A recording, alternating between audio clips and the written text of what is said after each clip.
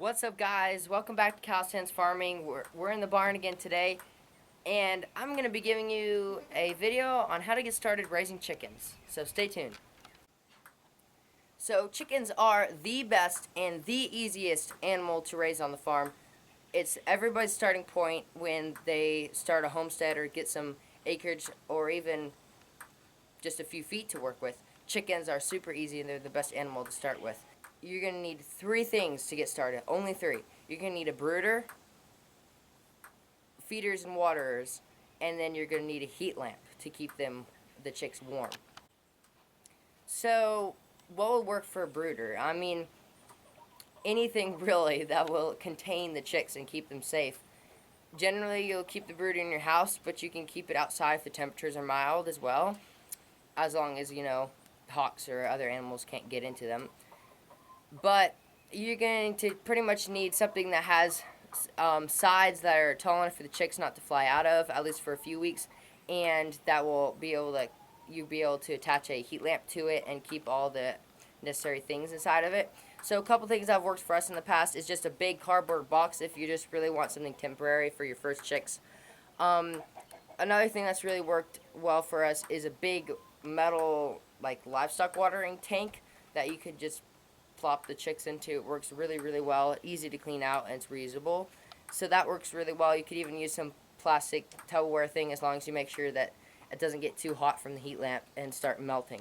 Pretty much any typical chick water and feeder will work for that. If you're doing other birds like turkeys or maybe quail, where they're smaller or larger or less smart, you might need some different things. But for baby chickens, really simple. You just need a little feeder and water you can get from Tractor Supply or anywhere. For the bedding, it's really not that hard. Just a little bit of hay or straw, shavings, anything nice and clean that you'll be able to clean out will work.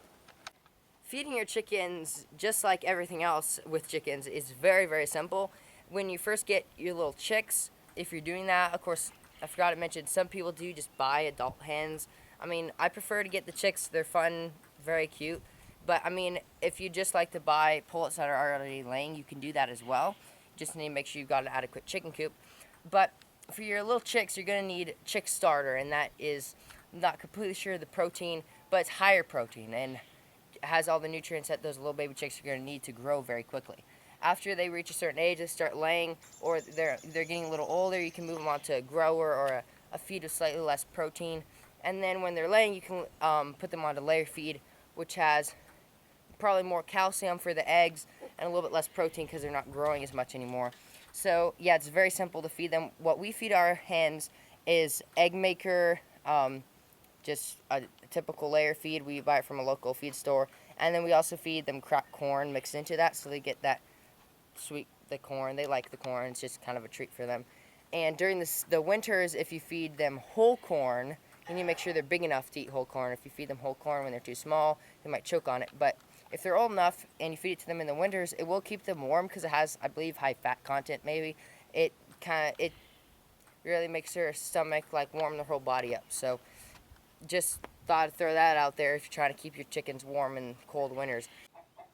Before you get your chicks home, you need to make sure that your whole brooder is set up. You've got your feeders and waterers and bedding, and then you need to make sure that your heat lamp is set to the right height so that it heats the brooder well. I believe when you first get your chicks, they need to be 95 degrees. The heat lamp needs to be heating the brooder to 95 degrees. Not completely sure. Don't quote me on that. Make sure you look up the temperatures, especially on different breeds. Or like different species of birds, there might be a different heat. But I'm pretty sure for chickens it's 95 degrees, at least for like the first week or so. But yeah, you're going to need to make sure that you get that heat lamp set up properly and set up and secured safely because it can fall and start a fire, and you don't want that. And then you also, another good idea is to get a thermometer to be able to really make sure that that heat is correct. You are going to want to make sure that your brooder is big enough so that in case you get the heat wrong or just something happens, the chicks are able to get to the other side of the brooder to cool off if they're too hot, and then they can come back to the heat if they're cold. So chicks are pretty good at that, like regulating their own temperature, but you do need to make sure that you provide that heat source. So let's say you got everything done, your chicks are home, everything's growing great. Now, if you haven't done it already, you need to make sure that you have a chicken coop set up outside or just a different pen for when they get older. So I'm going to take you to our chicken coop, show you how we built that, and any tips for you guys when you're making your own. So you can buy your own pre-made chicken coop from Tractor Supply or wherever.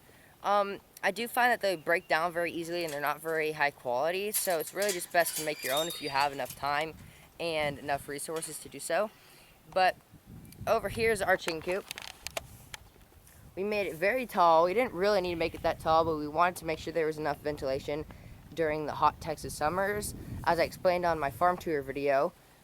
It's just got this gate here, and then it's got a small door on this side to lead out in case we don't want to leave the big door open, and then a little chicken door here that leads out into their run, which is out here, in case we're going on a trip or something and we don't want to let them free range, but we want them to have some grass. We'll just open up that little door into the run. So in here we've just got a little roosting bar here.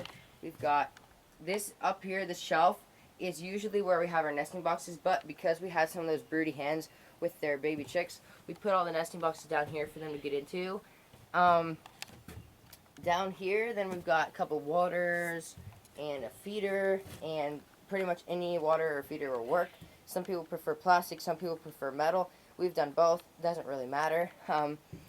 But yeah, for us, we have about 20 hens and 4 nesting boxes, and it works pretty well. Probably if we had 1 or 2 extra nesting boxes, it would work even better because sometimes there is some competition. But right now, as you can see, there's only 1 hen in there and laying an egg. So this is pretty much how it works for us. We want to make sure, again, that there's enough ventilation, and we've got a big roof that overhangs here to make sure no water gets in. One thing, one little tip I will say is make sure it's snake proof, because we're pretty sure that's why we lost a couple chicks last night, is to some snakes. So up here you can see we put some hardwood cloth to keep away the snakes, and it looks pretty good, except that there's a couple areas, see up through here, that the snakes can get through, and through the crack in the door. I'll show you right now. See how there's this little crack? You really just want to make sure that everything's as secure as possible. We did, here's one of the broody hens with one of her surviving chicks. But we did raise the chicken coop off the ground so that it would not rot and stay away from the moisture, and so that the chickens could go under there and stay cool in the hot summers as well. So yeah, that's pretty much it. Anything will work. It doesn't need to be this big. It could be bigger. Just do what works for you. You can do your own design. They're not hard to build. So there you go. So this is my younger brother, John. He does a lot of the work with the chickens. Do you have any tips, John, for getting started raising chickens? When they are younger, they can get straddle leg, and that means that their legs are apart from, like, they're like doing splits, and that is a common, it's not really an illness, but an injury on a chicken. So how do you fix that, John? You fix it by, you generally want to tape their legs together with gauze, and so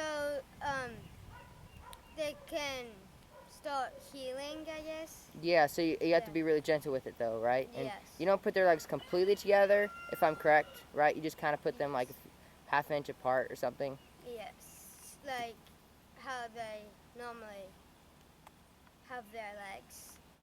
Alright, so I hope you really enjoyed this video. I hope that you get into chickens, and I hope that you subscribe to my channel and you stay up to date on all my chicken, goat, homesteading in general topics that I go through. It really does help me out if you like the video, subscribe, all that good stuff, and see you guys on the next one. So, and Audrey, do you want to say goodbye? You want to say goodbye to them, Audrey? Want to say goodbye? Goodbye. See you guys on the next one.